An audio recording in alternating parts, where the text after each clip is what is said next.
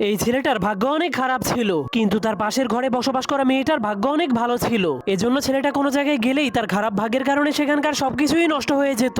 কিন্তু সেই মেয়েটা কোনো বিপজ্জনক কাজ করতে গেলেও তার ভালো ভাগ্য তাকে সবসময় বাঁচিয়ে দিত।